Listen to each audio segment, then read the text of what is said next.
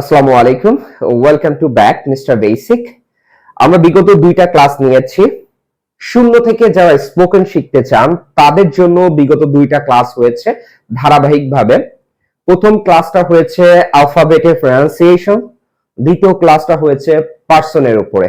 So আমরা আজকে দেখব পার্সনের সাথে ভি ভার্ব, বি ভার্বের সম্পর্ক কিভাবে হয় এবং বি ভার্ব দিয়ে কিভাবে সেন্টেন্স মেক করতে হয়, এটার অর্থটা কি হয়, এবং একই সাথে step by step, day by day আমরা শিখবো একদম স্টার্টিং পয়েন্ট থেকে।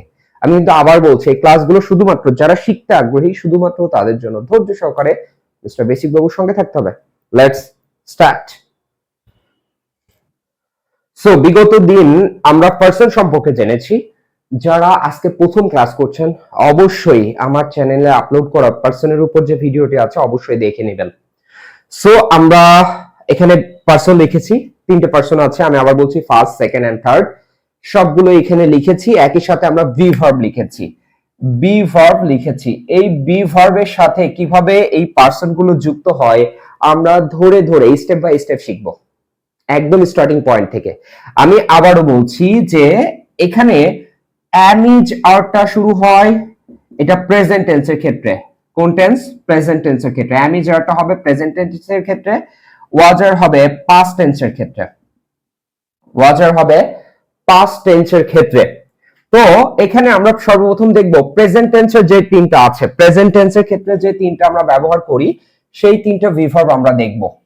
সো আমরা এখানে am, is এবং আর লিখে নিলাম।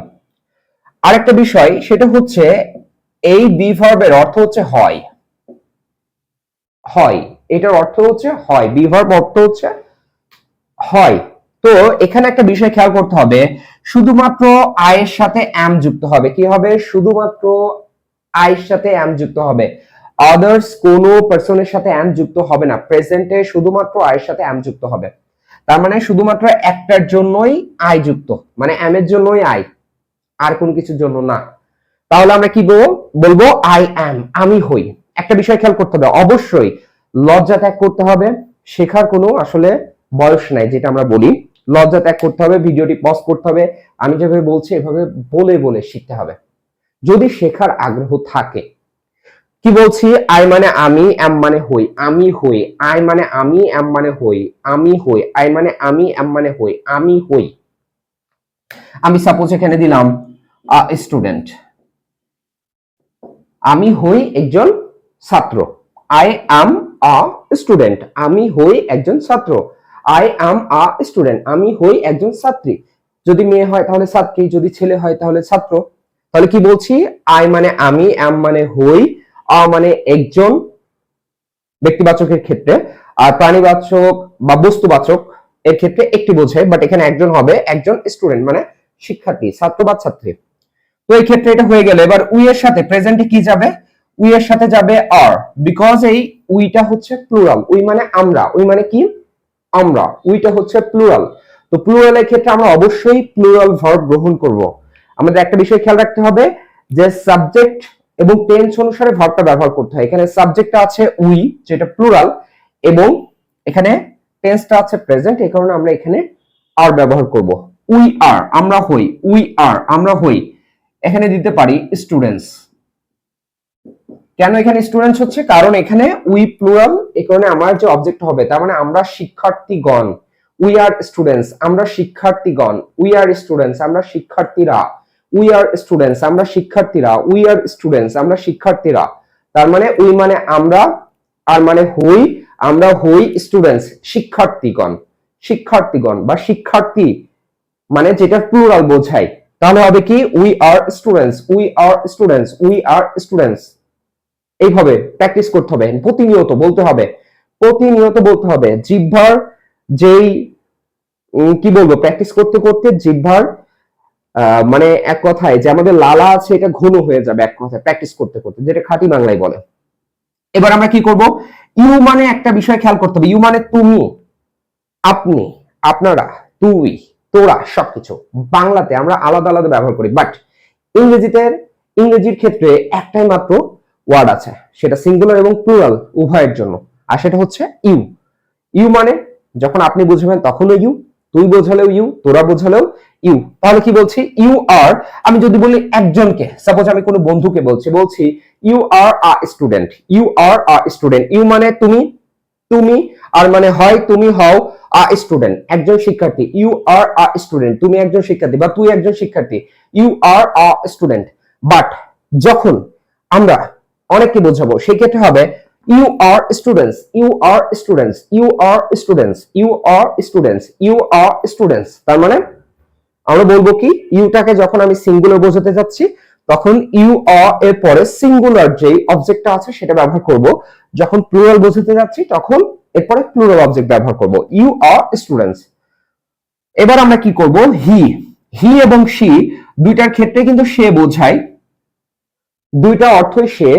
হি ছেলের ক্ষেত্রে, শি মেয়ের ক্ষেত্রে। তাহলে হি এর সাথে যাবে ইজ, হির সাথে যাবে কি? ইজ। এখানে অবশ্যই সিঙ্গুলার বোঝাচ্ছে, এই কারণে আমরা বলবো কি he is a student, he is a student. সে একজন শিক্ষার্থী, সে একজন ছাত্র, সে একজন ছাত্র, সে একজন ছাত্র। হি ইজ আ স্টুডেন্ট, সে একজন ছাত্র। হি ইজ আ স্টুডেন্ট, সে একজন ছাত্র। মেয়েদের ক্ষেত্রে, ছাত্রীর ক্ষেত্রে এবার আসবে শি ইজ আ স্টুডেন্ট, সে একজন ছাত্রী। শি ইজ আ স্টুডেন্ট, সে একজন ছাত্রী। শি ইজ আ স্টুডেন্ট, সে একজন ছাত্রী। এখানে স্টুডেন্ট চেঞ্জ করে আপনারা টিচার দিতে পারেন, অন্যান্য যে প্রফেশন আছে, অন্যান্য যে বিষয়টা বোঝাতে চাচ্ছেন সেটা ব্যবহার করবেন।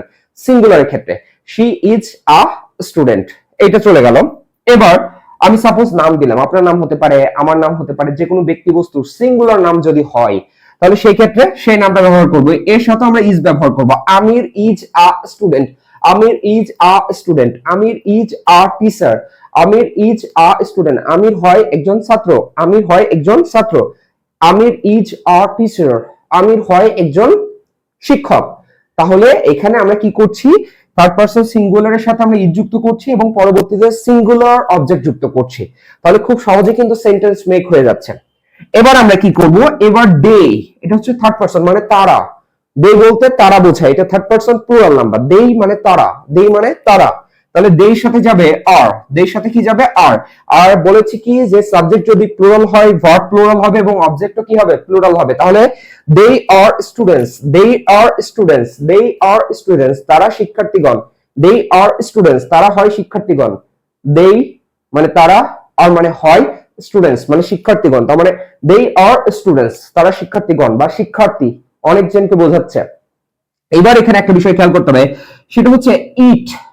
ইটটা যদিও থার্ড পারসন সিঙ্গুলার, এটা কোনো ব্যক্তিবাচকের সাথে ব্যবহৃত হবে না, এটা বস্তুবাচক অথবা ইতর প্রাণীবাচক।